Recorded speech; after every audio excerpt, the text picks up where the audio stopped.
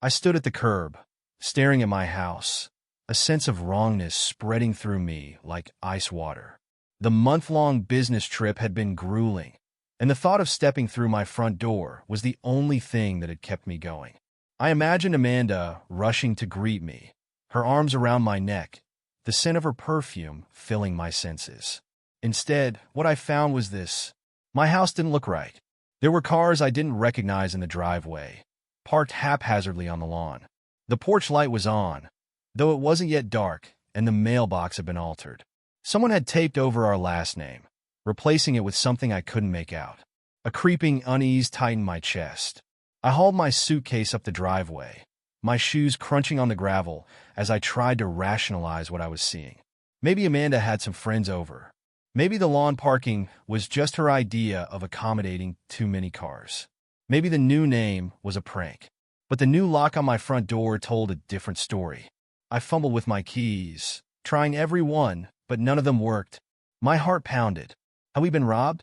Squatters? Was Amanda okay? I banged on the door. Amanda? It's me. Open up. Footsteps approached from the other side, but the face that appeared in the doorway wasn't Amanda's. A stocky man with a thick beard and a wary expression stood there, looking me up and down. He held the door slightly ajar, as though I were the intruder. Can I help you? His voice had a heavy accent, one I couldn't quite place. What are you doing in my house? I demanded, my voice rising despite myself. Where's Amanda? The man frowned. Your house? No, this is my house. We signed a lease 2 weeks ago. Who are you? My stomach dropped. What? No, this is my house. I live here. My wife lives here. He crossed his arms, his face hardening. I don't know what to tell you, man. I have a lease. You need to leave. Adrenaline surged through me. I pushed the door, but he braced against it, holding firm. Let me in. I need to know what's going on. I'm calling the police, he said, retreating inside and slamming the door shut. The lock clicked into place. I stood there on the porch, breathless, staring at the closed door. My own door. The world spun. Something was very, very wrong. I stood on the porch, my breath coming in sharp, shallow bursts. The man inside had just threatened to call the police. Good, I thought. Let them come. They'll clear this up. They'll get him out of my house, and I'll find Amanda. I pulled out my phone and dialed 911. This is an emergency, I told the dispatcher, pacing back and forth. Someone is in my house. My wife's missing. I think they've broken in, maybe even harmed her. I need police now. The dispatcher assured me help was on the way, and for a moment, I felt a flicker of relief. Help was coming. Surely, this was some kind of misunderstanding. I clung to that thought as the minutes stretched out, the tension winding tighter with every tick of the clock. When the squad car pulled up, 2 officers stepped out, their faces neutral. I flagged them down, nearly running to their car. They're in my house, I said, pointing toward the front door. I don't know how they got in, but I live here. My wife, Amanda, should be here, but she's missing. The officers exchanged a glance. Sir, do you have any proof of residence? A driver's license? Mail addressed to you? I fumbled for my wallet, pulling out my ID and handing it over. It's my house. Check the address. My name's Thomas Harper. I've lived here for 6 years. The officers nodded and approached the door. One of them knocked, and a few seconds later, the same bearded man opened it. He didn't look the least bit worried. Good evening, the officer said. We're here to address a claim of unauthorized residence. Can we see your identification and proof of residence? The man nodded calmly, retreating inside and returning with a stack of papers. This is our lease agreement, he said, handing it over. My wife and I moved in 2 weeks ago. Paid first and last month's rent. Everything's legal. I stared, my jaw slack. What? That's not possible. This is my house. The officers scanned the documents, flipping through the pages. One of them turned back to me. Sir, these appear to be valid. The lease is signed and dated, and the tenants have proof of payment. I stepped forward, desperate. But they're lying. My wife and I own this house. Amanda Harper, she's the owner too. I don't know how they got that lease, but it's a mistake, or worse. The officer held up a hand, stopping me. If the lease is legitimate, this is a civil matter. You'll need to contact a lawyer and resolve it through the courts. We can't remove them without evidence of a crime. I could barely believe what I was hearing. What about Amanda? She's not answering her phone. She's missing. Don't you think that's suspicious? The second officer glanced at me sympathetically. Have you filed a missing person report? No, she's not. I cut myself off, realizing how this sounded. She's not missing. She's just not answering. The first officer handed the lease back to the man and turned to me. Sir, I suggest you leave for now. This situation could escalate, and it won't help your case. Get a lawyer. Let the courts handle it. I stared at them, stunned. That's it? You're just going to let them stay? The officer gave me a pointed look. Unless you have evidence of a crime, our hands are tied. The door shut again, and I was left standing on the lawn, the officers already walking back to their car. My house, my wife, my life, gone. I sat in my car, gripping the steering wheel so tightly my knuckles turned white. The police were gone. My house, my sanctuary, was occupied by strangers. And Amanda? She was nowhere to be found. The first thing I did was try her number again, straight to voicemail. My hands were shaking as I left another message. Amanda, it's me. Where are you? Call me back. Something's wrong with the house. I don't know what's going on, but I need to talk to you. Please. I hung up and stared at my phone.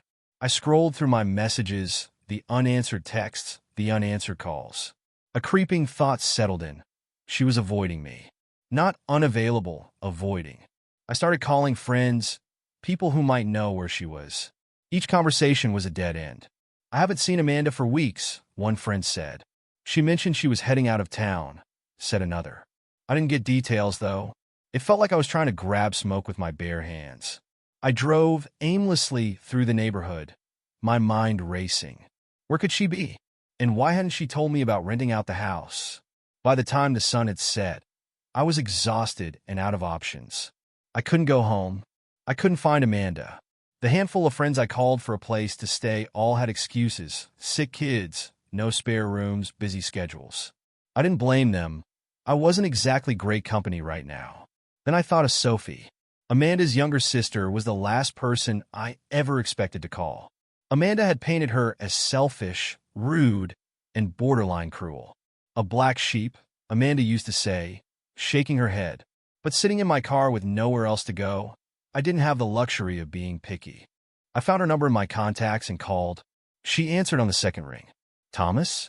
Why are you calling me? Sophie, I know this is out of nowhere, but I need help. My voice cracked, and I hated how small I sounded. I don't have anywhere else to go. There was a pause, and I braced myself for the rejection. Are you okay? She finally asked. Her voice was softer than I expected, concerned. No, I admitted. Something's going on with Amanda. The house, everything.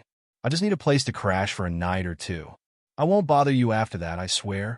She sighed. You can come over. Where are you now? Relief washed over me, and I quickly gave her my location. She lived about 20 minutes away. As I drove, my thoughts churned. Amanda had told me so many awful things about Sophie. What if she was just as cold and unpleasant as Amanda claimed? What if this was a mistake? But when I pulled up to her small, tidy house, Sophie was already on the porch waiting for me. She was nothing like Amanda's descriptions. She looked warm, approachable. Her eyes were full of quiet empathy. Come inside, she said, waving me in. I grabbed my bag and followed her. The house was modest but cozy, a stark contrast to the carefully curated perfection of my home. I hadn't realized how much I miss simplicity until now. Want to tell me what's going on? Sophie asked as I sat at her kitchen table. She set a steaming mug of tea in front of me. I didn't even know where to start. Sophie sat across from me, her eyes searching my face as I tried to put the chaos of the past day into words. I told her everything: the strangers in my house, the changed locks, the lease, and Amanda's sudden disappearance. With each detail, Sophie's expression darkened. She rented out the house? Sophie asked, her voice tinged with disbelief. Without telling you? And now she's gone? I nodded, clutching the mug of tea. I've called her a dozen times. Nothing. It's like she's vanished. The tenants have documents. Even the police said there's nothing I can do right now. Sophie leaned back, her arms crossed. That's Amanda for you. Always thinking about herself first. Her words hit like a jolt. I stared at her, stunned. What do you mean? She shrugged, a bitter smile playing on her lips. Amanda's always been like this. Selfish. Manipulative. I mean, I've seen her do things before, but renting out your house while you're away? That's a new low. I frowned, trying to reconcile Sophie's words with the woman I thought I knew. She never seemed that way. She's always been charming, confident. Charming? Sophie snorted. Sure, that's her specialty. She's good at making people believe what she wants them to believe. Especially you. Her words made my stomach churn. Had I been blind all this time? My phone buzzed on the table, breaking the silence. I snatched it up, my heart leaping. Amanda? But it wasn't her. It was my lawyer. Thomas, we need to talk, he said, his voice grave. I just got a notice from your financial advisor. Someone's trying to liquidate your stock portfolio. What? I sat upright, my pulse hammering. What do you mean? Who? We don't know for sure yet, he replied. But it's someone with access to your account. And the signatures match Amanda's. The room spun. I felt Sophie's gaze on me, concerned. She's trying to sell everything? Not just your stocks, the lawyer continued. Your retirement accounts, even your business shares. It looks like a coordinated effort.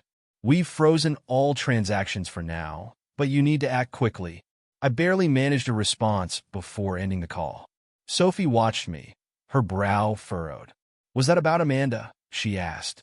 She's not just gone, I said, my voice tight. She's trying to clean me out. My accounts, my stocks, everything. Sophie sat forward, her face serious. You need to figure out what she's doing, and fast. Do you think she's working with someone? The idea struck me like a bolt of lightning. Amanda wasn't doing this alone. She didn't have the expertise to pull off a scheme like this. My mind raced, trying to put the pieces together. Then it clicked. I think she's with someone, I said slowly. Someone who knows what they're doing. Sophie leaned forward, her eyes sharp. Do you have any idea who? I shook my head. I don't know. I haven't seen anything unusual before this. But if she's with someone, they're helping her with this. The lease, the accounts, it's too calculated. Sophie frowned, tapping her fingers on the table. We need to find out where she is. If she's with someone, they've left a trail. People like Amanda always do. Her words lit a spark in me. Sophie was right. Amanda wasn't some criminal mastermind. She had to have left clues. And I wasn't going to let her take everything without a fight. I'll start with my lawyer and the financial advisor, I said. If she's trying to sell my assets, they'll have documentation. Maybe there's a name, a location, something. Sophie nodded, her determination matching mine. And I'll help. We'll figure this out. For the first time in what felt like forever, I felt like I had an ally. Amanda had blindsided me, but I wasn't alone anymore. And with Sophie's help, I was going to get my life back. The next morning, I was up early, running on adrenaline and the faint hope that we could outmaneuver Amanda and her mysterious accomplice. Sophie was already in the kitchen, her laptop open and a steaming cup of coffee in her hand. Coffee? She asked, gesturing toward the pot. God, yes, I said, rubbing my eyes. I've got a call with my financial advisor in 20 minutes. Hopefully they found something. Sophie slid the cup across the table and pointed to her screen. I've been digging into her social media.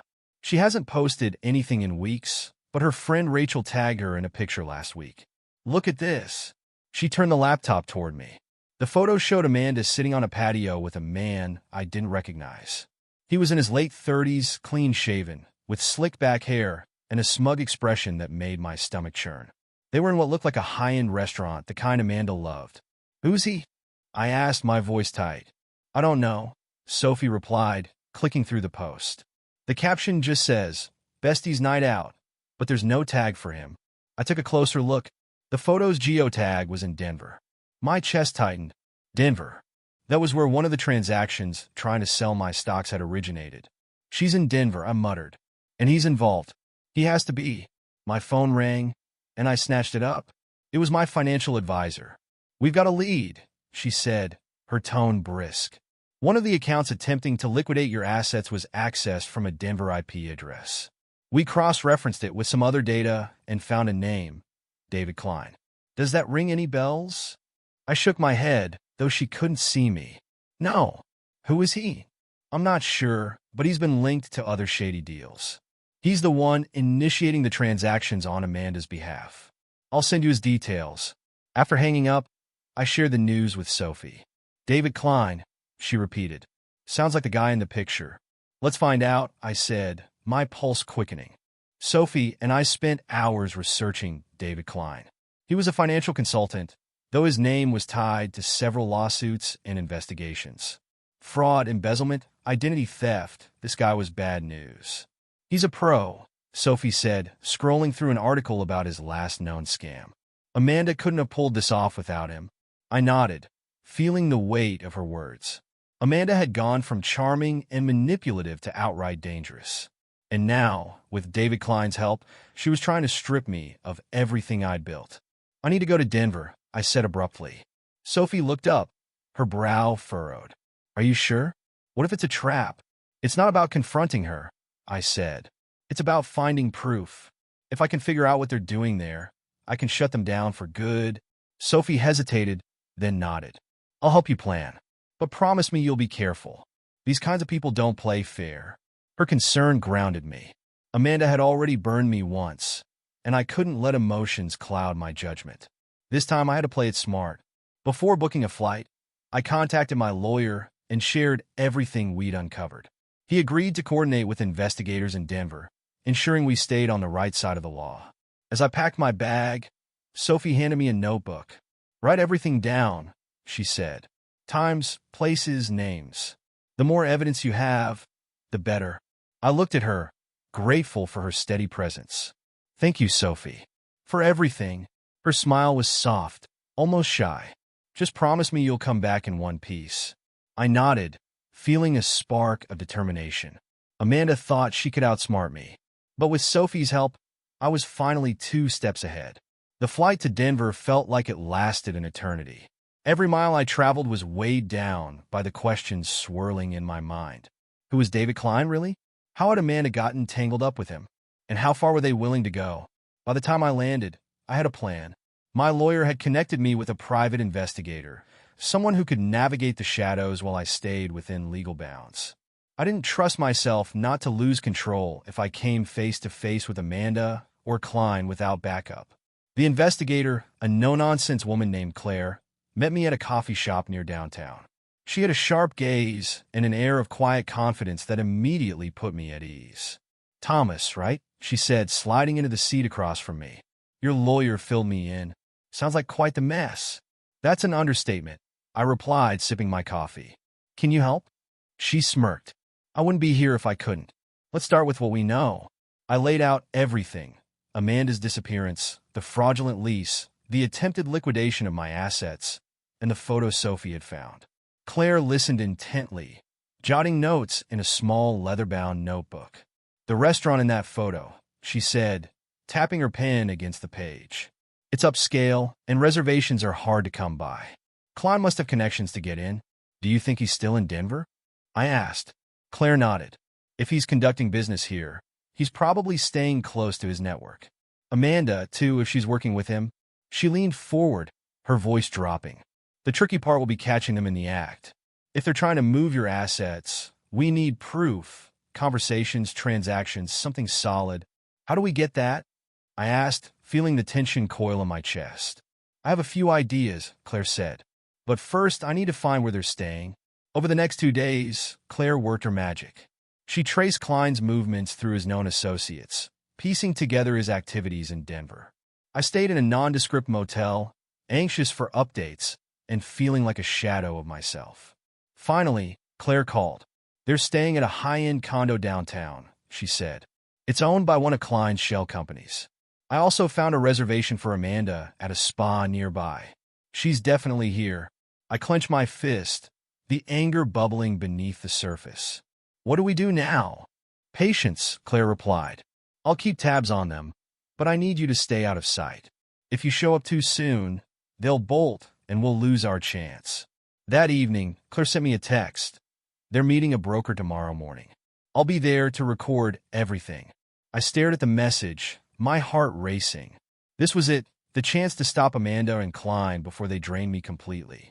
The next morning, I waited anxiously for Claire's update.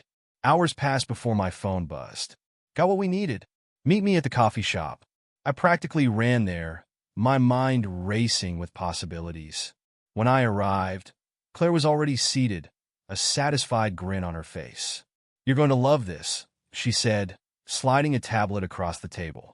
On the screen was a video of Amanda and Klein sitting in an office, discussing my assets like vultures picking over a carcass. Klein's voice was clear and smug. Once the accounts are liquidated, we'll transfer the funds offshore. He'll never see it coming. Amanda leaned back in her chair, laughing. Thomas always was too trusting. He won't figure this out until it's too late. The betrayal hit me like a physical blow. I swallowed hard, forcing myself to focus. This is enough, right? To stop them? Claire nodded. It's more than enough. We can bring this to your lawyer and the authorities. They won't get away with this. As I left the coffee shop, I felt a strange mixture of relief and anger. Amanda had underestimated me, and now she and Klein were going to pay for it. But another thought lingered in the back of my mind, Sophie. Through all of this, she had been my rock. And as I prepared to face the fallout of Amanda's schemes, I couldn't help but wonder what life might look like on the other side, with someone who truly cared. By the time I arrived back at the motel, Claire had already sent the video evidence to my lawyer, along with a detailed summary of Klein and Amanda's activities. Within an hour, my lawyer called, his tone triumphant. Thomas, we've got them. This evidence is airtight. I've already alerted the authorities in Denver, and we're filing an injunction to freeze every account Amanda and Klein have touched. Hearing those words felt like coming up for air after nearly drowning. What happens now? I asked. They'll likely be arrested if they try to access your assets again, my lawyer explained. And with Claire's footage, we can charge both of them with fraud and conspiracy. You'll need to come back to the city soon for legal proceedings. I thanked him and hung up, my hands shaking, not with fear, but with relief. Finally, the nightmare was coming to an end. Later that evening, as I sat in the motel room trying to process everything, there was a knock at the door. My chest tightened. For a moment, I imagined Amanda standing on the other side, armed with more lies. But it wasn't Amanda. It was Sophie. I booked a flight and came as soon as you texted, she said, stepping inside with a small suitcase. You sounded like you needed someone here. I stared at her, stunned. You didn't have to do that. She smiled softly, closing the door behind her. I know, but I wanted to. Her presence was a balm for my frayed nerves. Over the past few weeks, Sophie had been the one constant, the person who stepped up when everyone else, including Amanda, had let me down. The next day, Claire called with news. Amanda and Klein had been arrested at their condo after attempting to access my frozen accounts. The authorities had seized Klein's records, uncovering even more evidence of his schemes. Amanda, it turned out, was just a pawn, one Klein had manipulated with promises of a glamorous new life. Your wife's a small fish compared to Klein, Claire said, but she's still facing charges. This won't be easy for her to wiggle out of. For a moment, I felt a flicker of pity for Amanda. Then I remembered the way she had laughed in the video, discussing my life as if it were a plaything. Whatever came next, she had earned it. Back in my hometown, the legal battles were swift and decisive. The courts ruled in my favor, awarding me full ownership of the house and freezing Amanda's share of our assets. Klein faced multiple charges and would likely spend years in prison. Amanda, though her role was smaller, would still have to answer for her actions in court. But as the dust settled, I found myself less concerned with Amanda and more focused on the future. A future where she no longer controlled my life. One evening, after the court proceedings had wrapped up, Sophie invited me over for dinner. It was simple, homemade pasta and a bottle of wine, but it felt more comforting than any meal I'd had in years. You seem lighter, Sophie said as we sat on her back porch, the sky painted in hues of orange and pink. I am, I admitted. For the first time in a long time, she smiled, tucking a strand of hair behind her ear. You deserve that. For a moment, we sat in silence, the air between us charged with something unspoken. Finally, I turned to her. "Sophie, I don't know where I'd be if it weren't for you. You've been everything I didn't know I needed." Her cheeks flushed, and she looked away, laughing softly. "I didn't do much." "You did more than you realize," I said, my voice firm. "And I don't want to lose you." She met my gaze, her eyes searching mine. "Then don't." Months later, my life was unrecognizable from the chaos Amanda had left behind. The house was mine again, the accounts were secure, and Amanda was a distant memory. But the best part wasn't the regained stability. It was Sophie. She had become more than just the person who helped me through my darkest hours. She was my partner, my anchor, and the light I never knew I needed. In the end, Amanda's betrayal didn't break me. It freed me.